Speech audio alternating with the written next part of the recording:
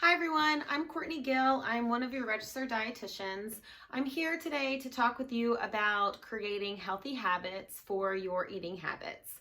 I think one of the biggest things that I've heard from a lot of you and from my family and friends during this time of isolation and being at home for so long is that a lot of our good habits have kind of gone out the window, and some not so great habits have kind of snuck in with just so much uncertainty and so many unanswered questions right now. A lot of us are really gravitating towards our comfort foods.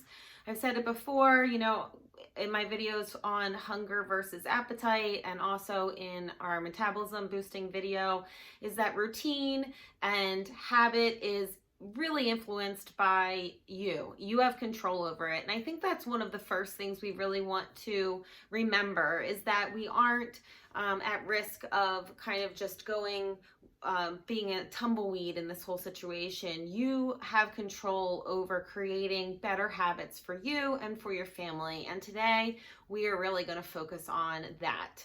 I think that it's important to remember that it takes about 21 days on average to create new habits that actually last and stick.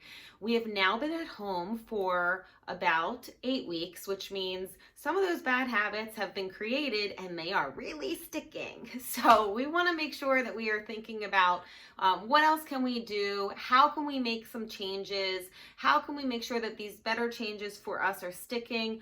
Or maybe it's just creating a routine for yourself in this new normal that all of us are kind of experiencing. And that's the message today. Figure out where you are and where you want to go.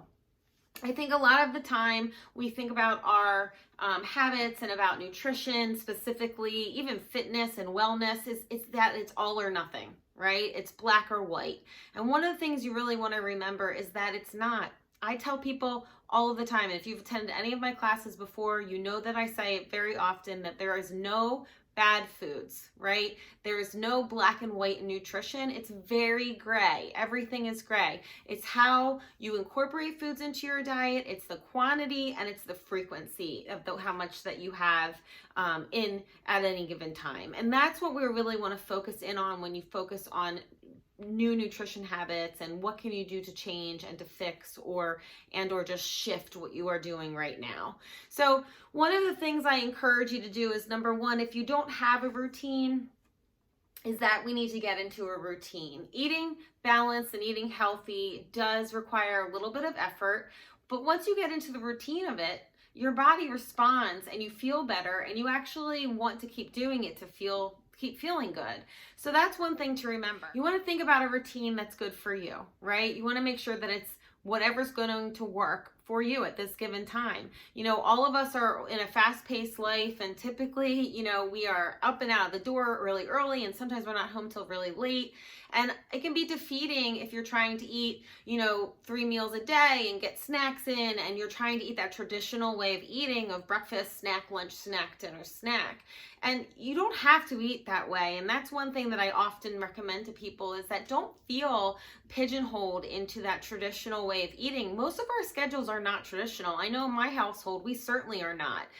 I come home, it's sports, it's running around, it's my husband gets home late for dinner. I mean, everyone's kind of eating maybe sporadically some nights, but you make an effort to kind of pick the things that mean the most to you and to your family and create that routine for whatever it is for you. So if it means in the morning that you're eating, a snack right when you're running out the door, and then you're having breakfast at like 11, and then you're having lunch at 2, and then a snack at 5, and then dinner at 8, that's okay. But you want to make sure that you're sticking to the schedule and the routine. That's the important piece of the puzzle. And now that we're at home, the routine that you may have had before just doesn't fit for what's happening now, what's happening in your house or your apartment or with your roommates or with you, right? So you want to figure out what works for you right now. You can always change the timing, or what meal goes where, what snack goes where, but I encourage you to at least put some structure. So within an hour of getting up in the morning, try to eat something, whether that's going to be a breakfast or a snack, that's up to you.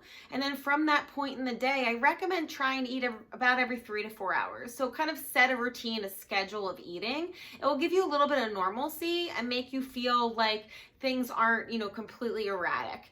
And again, it doesn't matter if you're eating, lunch at 3 p.m. It's just that you're kind of working on the timing of eating every 3 to 4 hours, because if it's a free for all in the kitchen and you kind of find yourself in the kitchen every half an hour, every hour, there's really no rhyme or reason when we're eating, what we're eating, and our brains get confused, our bodies get confused, and we don't feel great in those instances. So creating the structure and letting your body function like a machine, like it likes to work, will make you actually feel better. You'll digest your food better, you'll utilize your energy better, and you will feel better. The second piece of the puzzle is really making sure that we are remembering that when you do start some new habits and routines, I think it kind of goes back to the mentality of resolutions, right? New Year's resolutions. How many times do we all make them? Almost all my clients over the last 15 years have always made New Year's resolutions in January. And I'm all for it if it's something that is going to help you reach your ultimate goal. But setting a goal that's not lofty, right? If you say like, oh, I'm going to make sure that I'm going to lose, 150 pounds in 6 months. I mean, it's just not realistic for most people. So what you want to make sure that you are doing is making goals that are attainable, something that you can feel good about in a time frame that you can feel good about, and make sure that it's individualized. It's great to have a buddy, workout buddy, or someone that you're doing a food log with and you have accountability with that person. It's great to have a buddy, but it's not one size fit all for healthy habits. What's healthy for you may not be healthy for me or healthy for another person, right? We're all an individual, and all of us have different needs for our bodies, for all of our macronutrients, for protein, carbs, and fats, for all of our minerals, depending on what you might be allergic to or what you do and don't like to eat, right? Personal preferences, what you have to eat within your family or your budget or what's available or seasonality, right? There's so many factors that go into what we choose and what we eat. And when we rely on kind of doing this group mentality of, well, we're all going to do this X, Y, or Z diet, it can be an okay jumping off point to get you started with creating new habits, but it doesn't often lead to sticking with whatever habits were created, because just because your best friend is doing something and they feel great on it, it doesn't necessarily mean that you will. And it will be a deterrent then for you, because if you feel like, oh, you're watching them and they're succeeding, and then you feel lousy because you're doing the same things and you're not seeing the results. So you want to remember that setting healthful goals for yourself and wellness goals, specifically nutrition related goals, are not one size fits all. You want to make sure that you're thinking about what you need to change for you. So when we pick these new goals, we pick these new habits that we want to create into our routines, I want you to think about making them SMART goals. You've probably heard this acronym before. So I'm going to run through what the SMART goals mean. So number one, the S, is that it's specific. You want to make sure that you're picking something that is specific, because when they're very large, broad goals, what happens is that it encompasses way too many things, and you can you can either misinterpret it your own self, right? Because we all kind of get into that spot where we give ourselves a little bit too much leeway. Just make sure that you're picking something very specific so that we can, second letter in the acronym, M, measure it. It needs to be measurable. If we aren't picking things that are measurable, then it's really hard to really look at the whole big picture and say, have I accomplished this? And one of the things about healthy habits and goal setting is that we want to feel accomplished. We don't want to feel defeated before we even really get started and get into those 21 days of really trying to make this new habit stick. So you want to make sure that it's measurable. The third piece of the SMART acronym is attainable. Make sure it's something that you can do, right? If you're someone who eats out regularly, like I'm talking 5-6 times a week, maybe between breakfast, lunch, and dinner, like anything, you're just grabbing a meal out, and you say, okay, I'm not going to eat out anymore. I know it's high in salt, I know it's high in fat, I'm just not going to eat out anymore. That's really tough, because going from, eating out quite often, almost every single day or multiple times in a day, and then eating out not at all, and especially if you're not used to cooking for yourself and shopping for yourself in the quantity that you would need, it's a hard adjustment, and you almost really set yourself up for failure. So you want to make sure it's something attainable for you, right? So if you are eating out right now 5 or 6 times a week, which I'm sure not a lot of us are, but if you are, then do something that's realistic. Maybe you're going to drop that down to eating out no more than 3 times in a week. The next thing in the SMART acronym is R, which is relevancy. You want to make sure that this goal is relevant to you, which in other words, really that it's individualized. Make sure that it's something that is for you. Just because, your best friend is doing something and their goal is to maybe not have soda. If you don't really have soda that often and then you pick soda, I mean, eliminating that out of your diet, it's like not that tough. So like, what are you really changing, right?